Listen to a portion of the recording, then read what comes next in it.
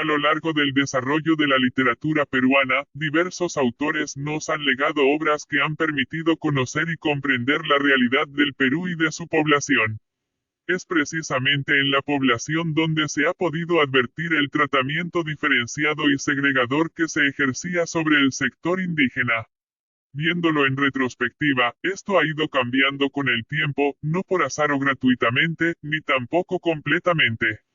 Obras como las planteadas por la corriente indigenista, de inicios del siglo XX, han contribuido en ese aspecto, en la reivindicación del indígena.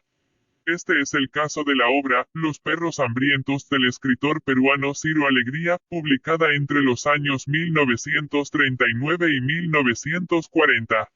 A partir de la sequía por la que tiene que padecer una comunidad de las serranías peruana, Ciro Alegría plantea cómo es la existencia de la población indígena en dicho espacio geográfico.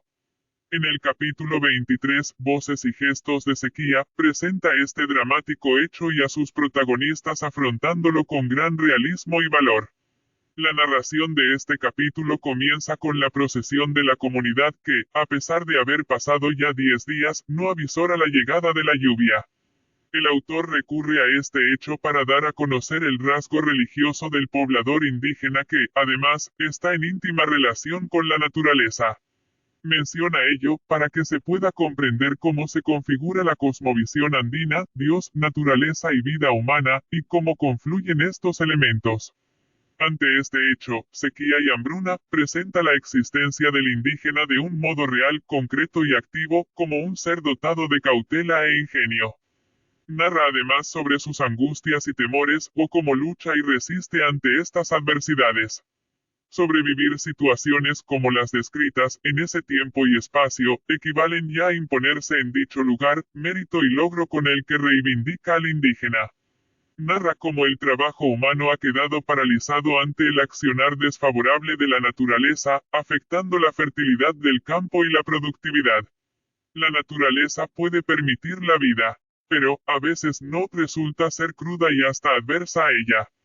Por ello, presenta tal cual se comporta la naturaleza, es decir, presenta cómo es el medio en que subsiste el indígena. Los pobladores mencionan que el rebaño del año anterior había sido numeroso, en cambio, ahora, se preguntan si tendrían que comerse todo ese rebaño. Dado que la situación cambió drásticamente, ahora los perros están flacos e incluso las crías que pare la perra tienen que ser sacrificadas. Es decir, el alimento faltaba en un nivel alarmante. Sabemos que los rebaños prosperan por la fertilidad del campo, por el empleo de perros entrenados adecuadamente para efectivizar el pastoreo. De lo cual se deduce una previa y correcta dirección humana, y el conocimiento de la naturaleza por parte de los indígenas. No son seres pasivos. Ahora en un contexto como el descrito, también se puede suponer que el robo, el pillaje serán eventos que sucederán. Efectivamente, el autor plantea estos hechos, pero, a la vez, nos narra sobre actos de solidaridad ejemplar. Los seres humanos reaccionan de diferentes formas y, al narrarlos, enriquece la obra, pues expone tanto el aspecto de los valores que posee el indígena, que no le son ajenos, así como acciones de carácter instintivos. Poseen conciencia, voluntad, conocimiento, sentimientos. Recolectan maíz y trigo en cántaros. De este modo nos presenta cómo la angustia y el temor cala en el poblador ante lo que advierte que sucederá. Nos presenta la previsión ante la conciencia de la hambruna que se avecina. De este modo el autor expone desde los aspectos sensibles hasta aquellos aspectos que revelan su carácter, espíritu de lucha para sobrevivir. Situación que el autor expresa de modo dramático mediante la metáfora, eran los ojos de la vida que no querían morir. De este modo Ciro Alegría expone al indígena con realismo y objetividad, tanto al ser humano como a los problemas que tiene que afrontar. Ahora, cuando el autor narra sobre la llegada de la sequía, relata este hecho manifestando que incluso la naturaleza expresaba en todos sus aspectos, sed y muerte, que los ríos, la hierba y los árboles incluso decían, no llueve. Una especie de animismo o vida del medio o entorno. Pero no emplea este recurso para dotar a esta novela de irrealidad o magia, como podría parecerlo, realiza ello, para describir con mayor nitidez al medio que presenta, no al indígena, es decir, a un medio completamente estéril.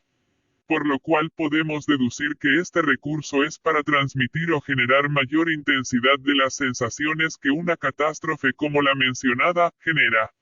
Otros aspectos meritorios de la obra son, en lo formal, el empleo de una prosa poética, el empleo del lenguaje típico, el dialecto real del indígena, ya sea en los diálogos y conversaciones entre los personajes, también emplea el relato de anécdotas, así como las descripciones a modo de pintura realista del medio.